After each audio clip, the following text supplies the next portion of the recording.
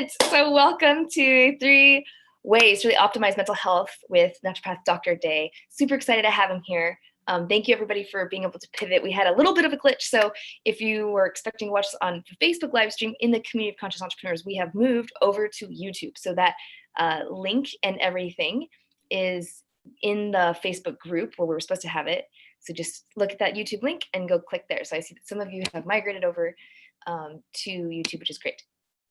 Okay, so Dr. Day, he is a naturopathic doctor from Day Family Medicine here in Poulsbo, Washington, and he practices primary care through expertise primarily in gastrointestinal conditions and mental health.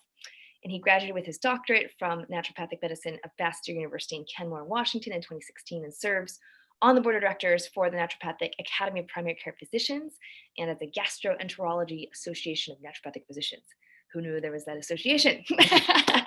His free time is spent playing with his 11-month-old Ainsley and maintaining a small farm. And his wife is also a naturopath, Dr. Kat Day, and specializes in the pediatrics as well. So they are the dynamic duo that live on this amazing property land that's like you said, how many acres that was. You don't have, how many acres is it? 10. It's just shy of 9.7. 9.7. Yeah, I won't lie and say we haven't made it all the way to 10 yet, but. Oh my goodness. Wow. And he maintains that. So without further ado, let's jump right into the basics and look at what are the 3 ways that so first off, when you were first thinking of this, is this a topic that you normally get to talk about a lot or not really? Or this is like the sort of thing that I talk with people, like my patients, about all the time. It's like these are the foundations of health, the things that you need to do in order to stay or become healthy. And if the foundation is out of whack, then your wellness is at risk. And if your foundation is out of whack and you're sick, then it's going to be really hard to get you healthy without addressing those foundational issues. Awesome. And it's interesting because so many times we think of wellness, it's not as focused on the preventive, right? And all of the things we're going to go over today really are to serve this community in being well and preventively having those practices. So you are the perfect expert for that. So let's just dive in. Go ahead and share what is your first way that you want to optimize health or mental health. Yeah. So I wanted to start with just like a section called the basics, which is just what I'd say, all the things you should do, but you might not be doing them, and you don't really need another person to yell at you for not doing them. But sometimes it's really helpful to go in and, instead of being like aspirational about you should do this, just become like very concrete and specific about how you should do it. Like, not just like you should eat fruits and vegetables. Like, great, you should eat fruits and vegetables, absolutely. But you know that, and there might be a reason that you're not doing it. And oftentimes people don't actually know how to eat fruits and vegetables. And so some of my, they don't know how to get them in their diet in a way that. Kind of like eating the rainbow, or more like what's perfect for them in their particular body type?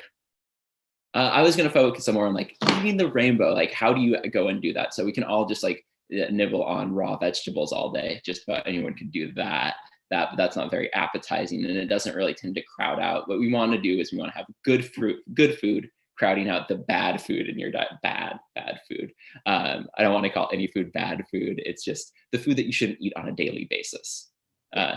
And so there's a couple recipes that I tend to gravitate towards when we're thinking like, how do we eat healthy? And one, I think that everyone's diet would drastically improve if they made minestrone soup once a week. And minestrone soup is just like this Italian soup. It's a white bean soup typically that has so many vegetables in it. Like, usually ours, when we make it, has something like 24 to 30 servings of vegetables in like one pot. And so every bowl of it, you're getting like 3 servings of vegetables. And so it's really, it's like eating a salad for dinner, but it tastes delicious. Nice.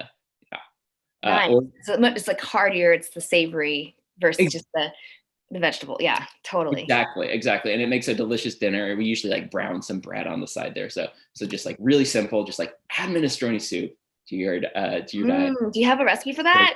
I can post a couple at some point. My favorite is Alice Waters from what's that cookbook called? Simply something. It's called Simple. I forget off the top of my head, but she has 4 different. We'll put the link. Yeah, 4 different ones. Or that Salt Acid Heat book that just came out and it was so popular. Salt, Fat, Acid, Heat. Oh yeah, by that gal. I saw part of the documentary on that. Yeah, hers is so good.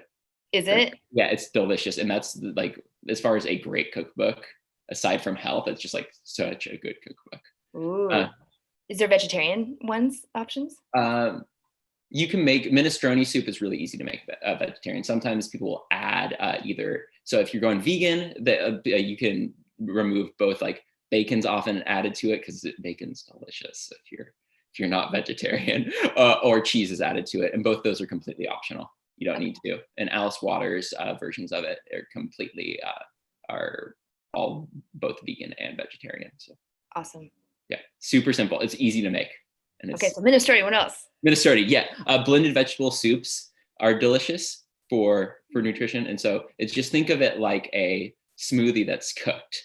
And cooking it does 2 things. One is it becomes super savory, so it's savory and delicious. And 2, it's easier to digest. So some people say like, I do green smoothies every morning, and now my bowel movements are a little bit runny, or I get bloated. But cooking it makes it so that it's super digestible, easy on the stomach, easy to assimilate, and it also has a completely different flavor profile. So you can include different things that you wouldn't include in a smoothie. So you can do onions and garlic, which if you've ever put onions and garlic in a smoothie, not good. Shy away from that. Like, do you just like Vitamix it or like blend like vegetables? So you cook them first. You cook the vegetables and first. Then you blend. Okay. And then you blend them. I'm not as versed in that. Okay. Yeah, and I'll throw a link to a cookbook and a couple examples on Facebook. Okay. So once this is done, I'll throw it into the conscious entrepreneur group, and so that people can go and say like, yeah, let's eat this. And then like always just like add a side salad to everything. If you have a dish you make a lot of the time, find a way to incorporate veggies on the side with it. So like I eat tacos all the time, so we now do like a cabbage slaw on the side with the tacos. So we do like a lime cabbage slaw, and it's delicious. And so like we have a set meal plan that we oftentimes do. We know what meals we typically cook, and like everything in life, you aren't going to do a good job if you don't plan, right? It's true in business, it's true in your personal life, it's true about your diet. So plan, and if you plan, then like you're setting yourself up for success. Then 2 other basics for to shift away from food is like sleep. We all know we need sleep. We all know we need 7 to 9 hours of sleep a night. And so it's always just a matter of either getting to sleep. So you either have insomnia, which you should ask your doctor for help with if you have insomnia and you can't fall asleep. But for most people don't have insomnia. Most people are able to sleep, but we're choosing not to because we have made a choice to either binge watch Netflix or do whatever late at night. We consider it late at night our free time. And so we need to find tricks to help us shift to make going to bed a little bit easier. And some of those tricks can be as easy as like brushing your teeth after dinner, putting on PJs. To trigger kind of like that going to bedtime. And just like moving that resistance a little bit also, right? It's like, I have so many things I have to do before I go to bed. It's like, no, now all you need to do is get in bed. Oh, that would be hilarious. We do that with the kids. It never occurred to me to do for the adults, right? Yeah. Time to brush your teeth, maybe to chew our jammies, and then like do whatever the last wind down would be. And then choose a bedtime, right? Like 9 o'clock, 10 o'clock, 11 o'clock, however crazy. Is there a better time than others? No, you can play around with it for you and see. Some people, it's usually easier with wake up time in the morning. It's like some people, it's like, I know I wake up easier if I wake up at 5:30 a.m. I usually don't choose to because I don't like 5:30 a.m. But I know for a fact that I will be more alert, less fatigued in the a.m. if I wake up at 5:30 instead of 6. Right? Isn't it so weird? An hour is like. And what it is it's your sleep cycle, you go through your sleep cycles, and you don't want to wake up in the middle of a sleep cycle. That's when you get really groggy groggy and feel out. I heard, so it's not about the time frame. It's just if you get interrupted in the middle of like a sleep cycle, which is like 2-3 hours or something, right? Yeah, and so most people sleep cycle somewhere between 2 to 3 hours, right? So do you have any how it kind of hits for me is 5:30 seems to. I try to go to bed between 9 to 10, somewhere in that window, and I try to wake up around 6. And I know that with how my sleep cycles hit, if I actually wake up at 5:30, I set myself up to wake up at 5:30, which means usually me going to bed at 9 or 9:30, which is early. Then I'll be more refreshed when I wake up. So my morning hours will seem more alert. So that bedtime really depends on every person. Like some people are gonna be night owls or more morning early birds. Yeah. The thing that's really important with sleep is that you don't believe the myth that you're that special person who doesn't need much sleep. Because most of us do. When they do sleep testing in laboratories, and they say like they have people come in who are like, oh no, I do great on just a little bit of sleep. 99.9% of people do not. I mean, they need somewhere in that 7 to 9 hours of a night, with most people falling in that middle around the 8. So I've heard lately, like with these times and uncertain times, like some people are sleeping like in longer, and maybe it's just the disruption of the pattern. But then I was testing it, and I did the same thing the other night, like where I actually went to bed early, but I like slept in so late. I was like, maybe my body was just, I don't know, exhausted or something. But what's that about? It was more than 8 hours. It was like 10 or something.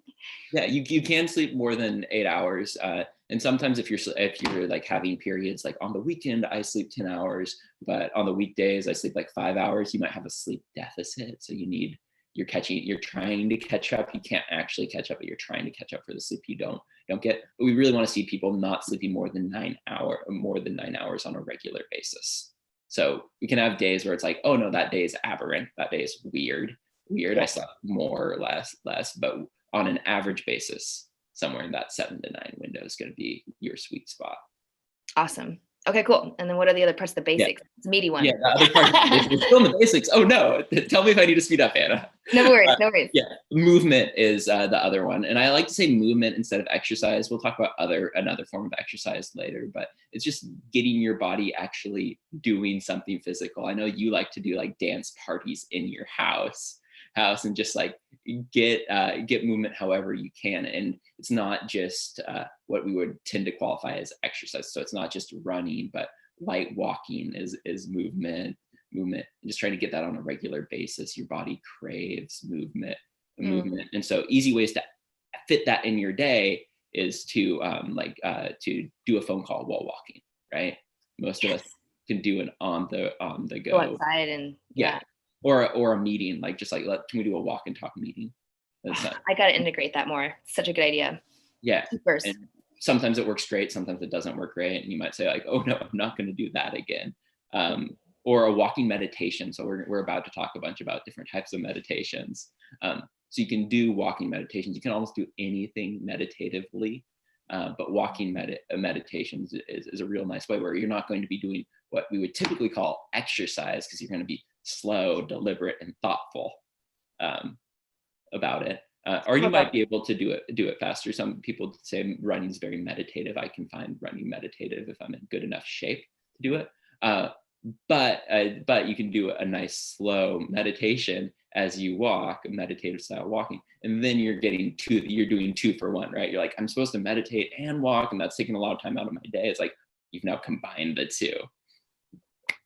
And so just like remembering to get that movement in. Meditation's not the thing, it's a way of being. Exactly. And there's the practice. We oftentimes talk about the meditative practices, the ways that you build up that reserve. So let's just transition over to tell me about all the ways to meditate. Yeah, let's move to mind, body, medicine, mind. The one was the basics. 2, we're going to say do something with mind, body, medicine. Do some sort of mind, body, medicine intervention. And there's a huge swath of mind, body, medicine interventions. And what I find is that people try one and they're like, I don't want to do any of them anymore. That didn't work for me. It's really about finding one that works well for you and works well for the situation you find yourself in. So maybe you have panic attacks. If you're someone who has panic attacks, then the first thing that we all go to these days is like mindfulness meditations. Yeah, like the slow song is so hard. Yeah. And if you're having like severe anxiety that's super intense, like a panic attack, like you can't do mindfulness in that moment very well most of the time. You might be able to do it other times of the day, and that might be helpful in the long term. But it's like, how do we get control in that moment? Probably not mindfulness. So we're going to try a different intervention. So maybe we do paced breathing. Maybe we do like autogenics, which is a form of self-hypnotism in a way, super interesting. Or maybe we do a progressive muscle relaxation where you go from head to toe, trying to relax each muscle group in your body. I did that with a client. One by one. I didn't know that was like a name or a thing. yeah, that's a thing. Or maybe there's like biofeedback where we hook you up to sensors so you can actually see visually the physiologic information as you do different interventions. So you can see like your heart rate go down as we do a breathing meditation. Or can we try some of them so we kind of get an experience of it? Or Sure. Autogenics is probably one that most people have never heard about. So let's do some of that. And we're not going to do a full session because it takes just a sample. Yeah. But usually what it starts with is you start with one body region. Usually, like we'll start with our hand. What does autogenic mean? Autogenic, I don't know where the origin came from. It's an organ. An origin where the origin. Okay. Where that's okay. That's okay. Stumped me on this one.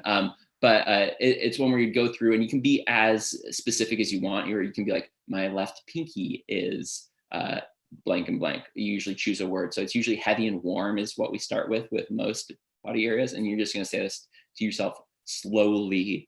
You go like, my left hand is heavy and warm. Are you saying it always it's heavy and warm, even if it doesn't feel that way? Or are you saying even if you don't see that one? And you can, it's really, if you want to see something wild and see it work, is if we combine this with biofeedback, we can put like a temperature sensor on your hand. And as you say this, like we'll usually say it like 4 or 5 times. So it's like, it actually increases. My left hand is heavy and warm. My left hand is heavy and warm. My left hand is heavy, warm. And then you usually end before you move to the next body part. You say it out loud though, not to yourself. You can say it to yourself. You can say it to yourself. So out loud would be me guiding the meditation. And then like as you transition, you go, I am at peace, or whatever mantra you want to put in there. Do you have some of these guided meditations? Calm. I can probably find some. Let me see if I can grab one. I haven't done them myself. Maybe I should.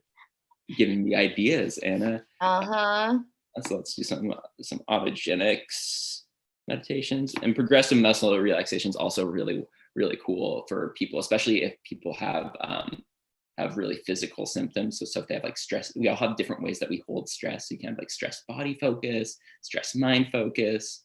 And so sometimes, so you can just kind of play with them and see which one fits better for you. But oftentimes if people are really focused on their body, progressive muscle relaxation can be really nice as a way for them to learn to relax different parts of their body.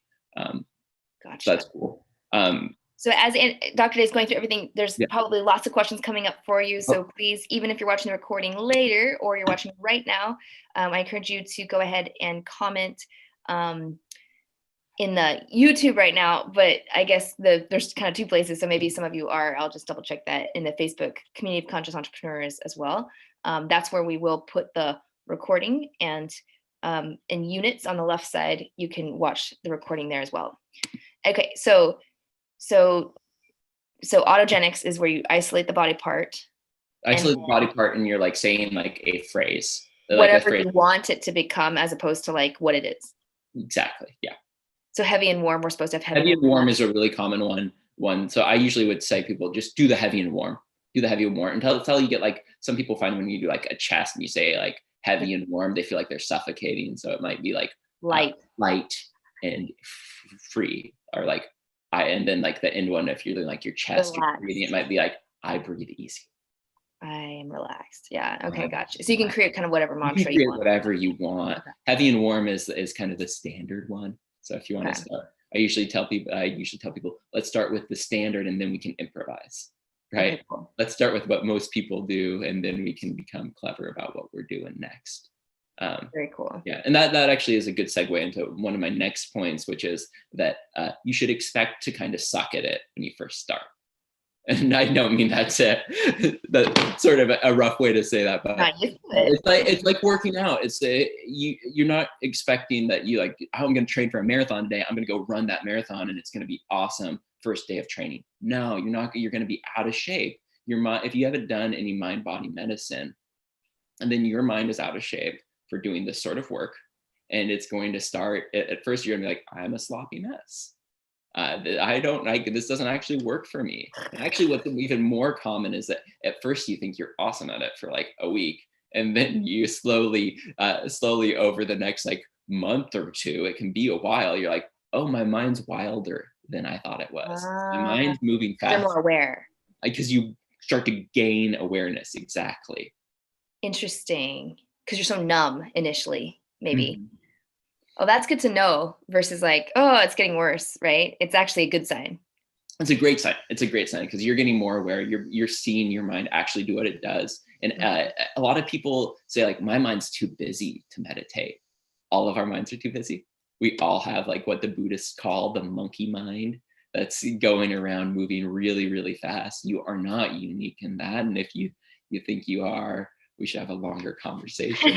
That is just the state of human consciousness is wild, just like a wild tantrum of thoughts and ideas, and just like we're all over the place. And that's why things like meditation have been invented and have been historical practices of such significant that whole spirituality systems are built around them, is because this is a way to channel the mind into a more calm, aware, loving way of being.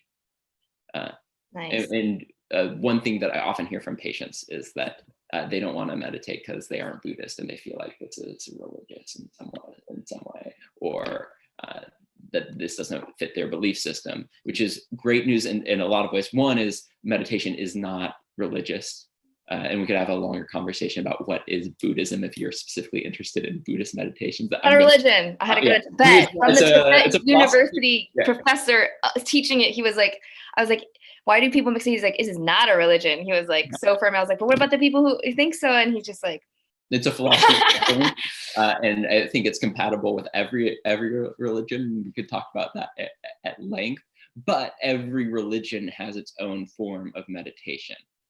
So every single one. So in Christianity, you have centering prayer or Ignatian spiritual practices or Lectio Divina. In Islam, you have like Sufi practices like the Muraqabah. I think I'm saying that right, but I'm wrong. And Hinduism has like the most complex, like many mess of meditations that like are beyond me because it's so many layers to them. Most people are very familiar with yoga, which is part of that, or pranayama, which is their breath meditations. So there's lots of different ones in Hinduism that are very systematized and that I'm not an expert at all. And so there's different meditations to fit these different styles, and they're all unique and really interesting. And so like the Sufi meditations are very heart focused, which is interesting. Like they consider that the heart is the Sufi Islam meditations. The heart is always chanting a mantra at all times, and so they're listening to the heart chanting the mantra of the divine, which is super interesting. Or centering prayer. Like, how do you know what it's mantraing? Yeah, you listen. Yeah. And so you start to listen to that, and you connect the breath to the beat of the heart. It's like, that's super beautiful.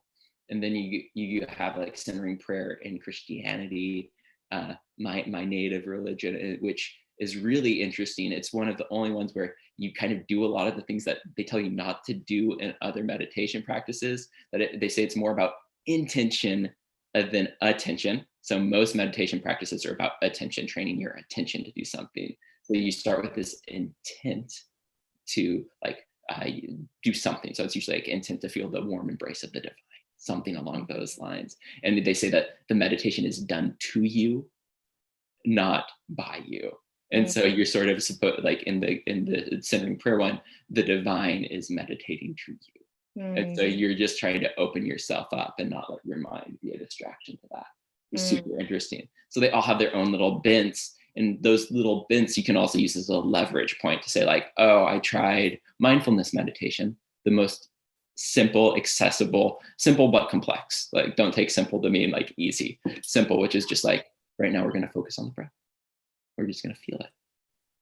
And you can, yeah. And so it's just like, you can start with one item, or you can do it to like consciousness as a whole. It's be like, I'm just going to pay attention as my mind does its thing.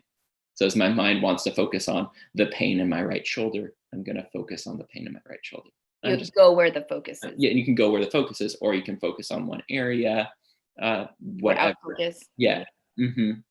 Or you can do a body scan, which is not quite like autogenics, but where you're just paying attention to each part of your body.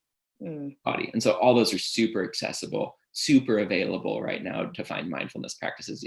Headspace, 10% Happier, Calm, those are all apps that have mindfulness meditations. Oh, nice. We should put those in the, we'll put those in the chat.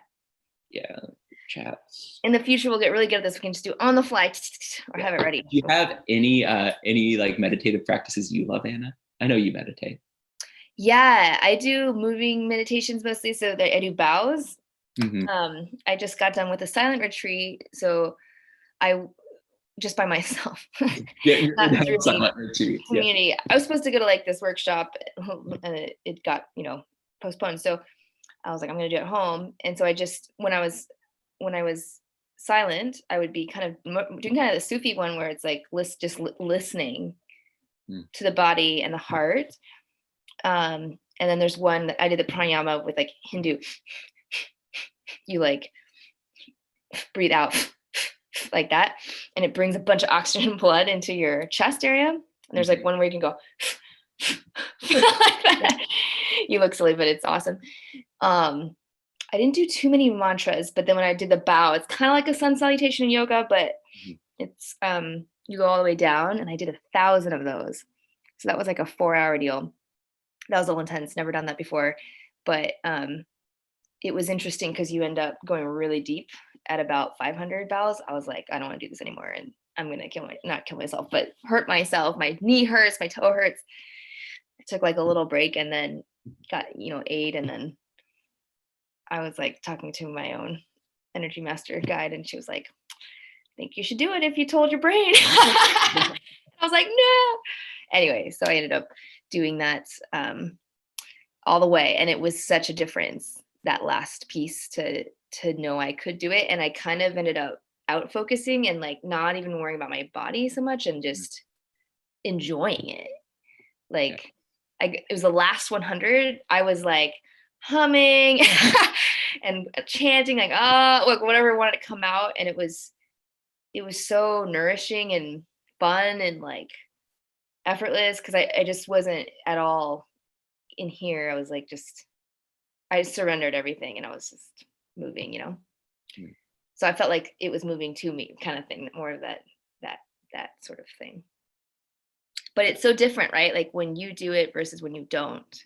So do you have like a practice that you do every day normally, or do you switch it up? So I try to like wake up around 5:36, somewhere in that window, and then I try to meditate for 30 minutes, somewhere in that ballpark. I find that for some reason my child can tell when I'm doing it, and she wakes up immediately. So do you do silent or just like breath, or what kind do you do? I kind of go back and forth between mindfulness and maybe centering prayer, and those are kind of my two wheelhouses of interest. And so I try to stick to one, and I really encourage people, like, the better practice is to stick to one, become really good at it, do it for several months to a year, like treat it like a skill you're learning, and then start to play with multiple other, then you can start to play with some of the other ones. But you really want to be a good player at one before you like learn. That is mastery. I was like I usually exactly. do like short challenges, and then to see if I can just get there, because it's too hard to think. Or to add on, if you want to try another one, try it on as another thing you do in the day. Don't try it as like in replace of. So it's like, no, I have my set practice that I do, and then I'm going to be like, maybe today I'm going to try yoga as a mind-body medicine, or maybe today I'm going to try this. But you have your core practice, and that core practice. I love how John Kabat-Zinn, and he's he's like the person who brought mindfulness to the States.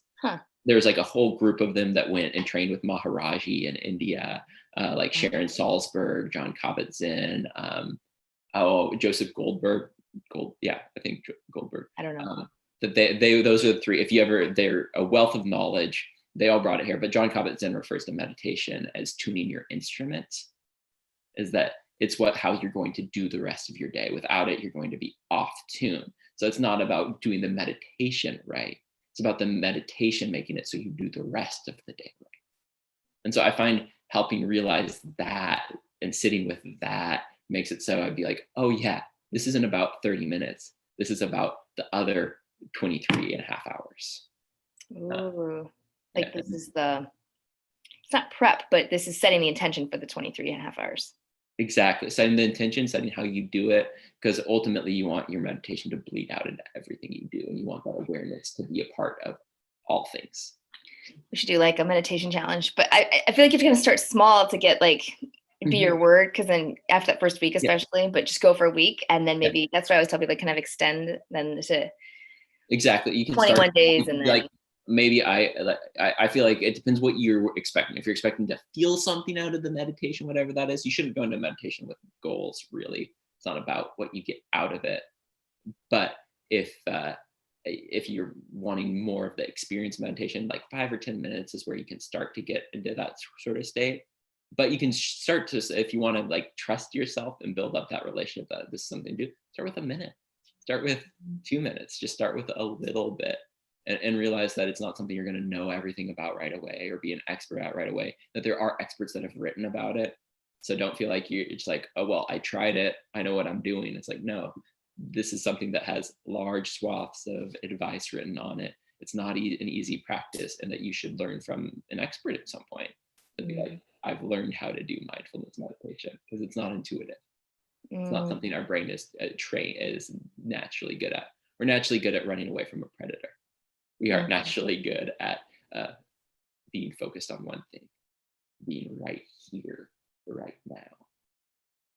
We're not good at that. We're not good at that. No, we're bad at that. Okay, awesome. Okay. So what would you say is the third way? Oh, the third thing. We're still going. I know. Yes. Mental health. Yeah. Physical stress. So your body craves physical stress. And we oftentimes that's the tip, is to give physical get stress. your body physical stress. And our mind is often under stress, right? We're stressed people. Our body wants to reciprocate that and respond almost by feeling stressed too. And so we're as a society under very little physical stress. Our homes are heated. We sit on comfy furniture, or we don't do that much vigorous work unless we're exercising. So our bodies want to respond in some ways. And historically, we used to be under physical stress all the time. So we'd be in famines, go through through cold winters, we'd be running for our life. So the first way I talk about doing this is high intensity interval training or vigorous exercise. Either one can work. But if someone's anxious, their mind's working a lot, they just feel stressed out, sometimes what they need to do is run away from the predator, right? Just let your reptilian brain have at it. Yeah. Let your reptilian brain have at it. What happens is there's a cascade of hormones, and the endocannabinoid system activates when you run really fast, and then you stop, and your body's like, oh, I'm away from the thing that was so scary. Oh. And so you get the physical response that matches the mental response that you're having. And so fascinating. In yoga, sometimes they make you go like this and then relax. And to get to the relax, you have to do the tense. That's interesting. Exactly. And you need your body to tense up, like your mind's tensing up. Because so often we're like, I'm under so much stress and I want to appear calm at the same time, right? And so you never have that bodily release. And so just going out vigorously running, doing some sort of high intensity interval training typically looks like wind sprints is the most mean version of it, where you run for 45 seconds and then you rest for 30 to 40 seconds and then you do it again over and over again. But it can be as much as it can be a jog for some people, and that'll do it. It's just that if you're expecting a slow walk to have the same kayaking mental effect as actual high intensity movement, it's not gonna. Interesting. Because I think, well, in the Northwest, so a couple of things. I noticed in Taekwondo when we stopped doing it regularly, now we're kind of watching recordings and I have to figure out how to get it more live streamed. But it's like I was missing that outlet, right? That I didn't realize I had where we're like fighting and punching and like kickboxing, and it's very intense. But normally, like the fun ways of intensity, maybe jump roping or like dancing or kayaking really fast. Like we were playfully racing, yesterday on kayaks, and I was like really working my arms. But normally kayaking can kind of be a slower thing. So I guess you can maybe make slow things fast. Because I hate running. Like I'm never gonna be a runner. No, you don't need to. You don't need to run. You don't need to run. Yeah. It doesn't need running's like just easy that it's like everyone can think of it, but it can be jump roping, or even squat jump. Yeah, kind of your own interval like training. dance is super intense if you dance super intensely, right? Yeah, right. And so you can do anything calm, and if you feel like it's like, oh, this is calm and relaxing, that's probably not going to activate the hormonal system. That's going to give you that big relief. Let's I'll put a link below for like a 1-minute app of like kind of moving meditation where you do like push-ups or you do something intense but little bits. If you have any resources as well, Dr. Day, like you can put around that would be great too. I know locally we have some free classes going on for this is more for, there's a local co-working space called Vibe, so they have like the free HIIT interval training from one of the local fitness places. And in 2 weeks, guys, of you watching this, we're going to have Patty Ray with Fine Fitness Coaching kind of doing stress release through movement. So that'll be fun. I think she'll do some high intensity stuff. That would be interesting though, right? For this community, I'm just like, we should either do like a meditation challenge or like or just, have someone be able to do some exercise. It's nice to have a lot of tools so that you can circle back and be like, what's working, what's not. Meditation isn't working for me right now. It's like, still do it. It has other benefits, but it's like, maybe I need to move. Maybe I need to do some breath work on the side too, or whatever. Any last thoughts on number 3, way to optimize your mental health? The other things you can do that I'll just gloss over quickly, because apparently I'm loquacious today and like saying lots, is that like you can use a sauna as a way of stressing your body. You can fast as a way of stressing your body. It's just like exposing your body to novel stimuli that it's not used to, right? It's not just movement. So you can get it really hot, or you can avoid food for a little while, which has all sorts of ways that it's helpful. We won't go into all of that. I know, I was just gonna ask, like, is that why fasting is helpful, and because it's novel to the body? No, that's not just why. It's a state that our bodies were most likely designed to go through from time to time. That we'd have periods of feasting and periods of famines, and periods of famines would actually probably be longer.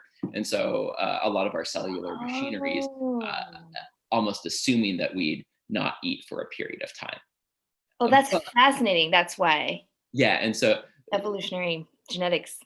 Exactly. Another one I'd throw in there is contrast hydrotherapy, which is at its core a naturopathic tool like that naturopaths came out of the spa movement in Germany originally, and which is contrast hydrotherapy is just periods of hot exposure followed by cold exposure, and then you repeat them in a certain interval. So it's usually like 3 minutes hot, 30 seconds cold. Like the cold shower thing.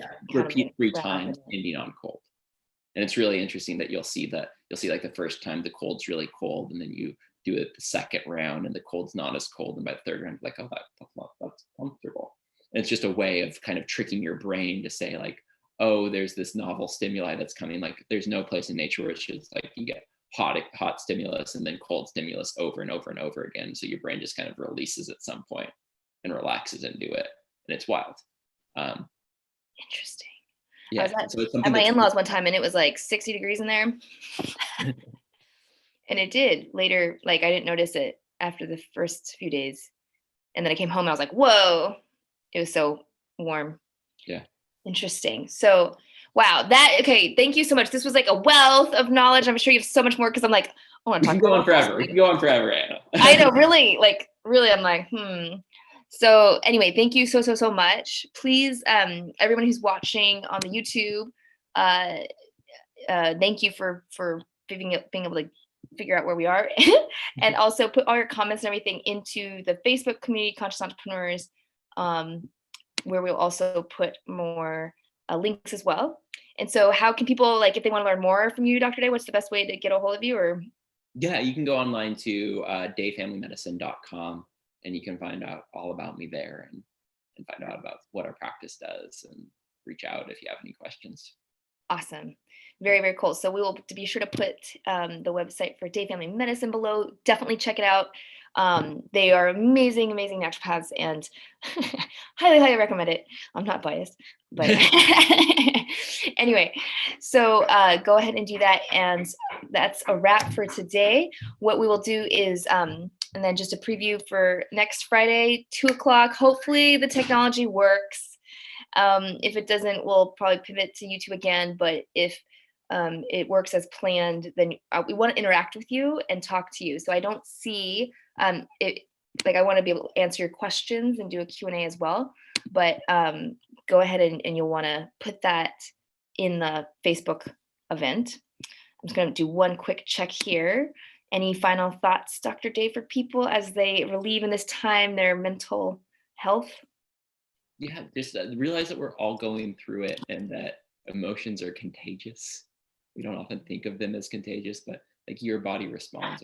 No, maybe not the right word. No, they're literally contagious. Like your body, when you see someone who's sad, your body, your brain triggers sadness in you. And so right now, if you like go to the grocery store and you come back and you're like, I feel so anxious and upset, it's like, yeah, you have all the community's emotions that you're dealing with also. It's not just your stuff. And so we do deal with other people's stuff all the time, and just be gracious with yourself about it. It's a pleasure to shoulder other people's burdens, and it's also hard. So just be easy with yourself. It's not your fault if you feel like just these are untried. These are new. This is new territory. Unprecedented times. Unprecedented. That's yeah, exactly. And there's so many tools. Like you should, if your anxiety is getting to the point where it's impacting your day-to-day living, ask for help. There's so many things you can do.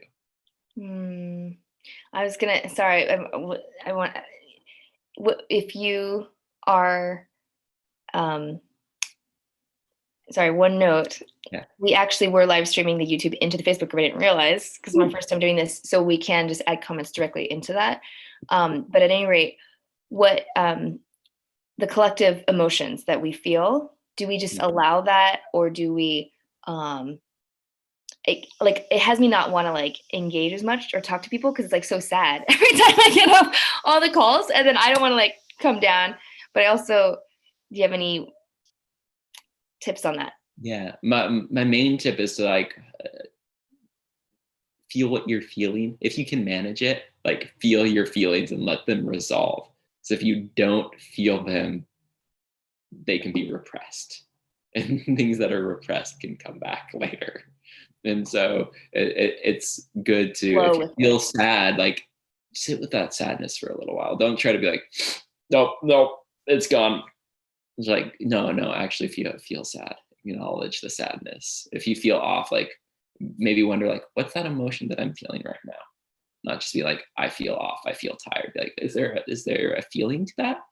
Do I feel angry at how this is being handled on a political level? Do I feel frustrated that things aren't normal? Do I feel there's so many different emotions you can go through. Am I grieving right now?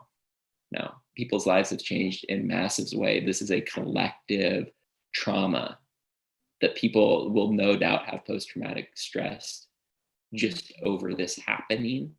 And so my thing would be like, acknowledge your emotions, acknowledge if it's getting out of hand, and that you're noticing like this is going beyond just like normal worry, and to the point where it's like, no, I need to reach out and ask for help. And there's, again, so many different ways people can help. Awesome. Yeah. Thank you. And there you have it for Dr. Day's wisdom today. Thank you so much for your generosity in sharing. This was a delicious conversation, and so many more to be had. So that's it for everybody. We will see you next Friday at 2 o'clock in the Facebook group live stream. And yeah, and then we'll give you the YouTube link as a backup if this thing happens again, but hopefully not. So, all right, my loves, thank you so much, and bye. We'll see you next week. Bye.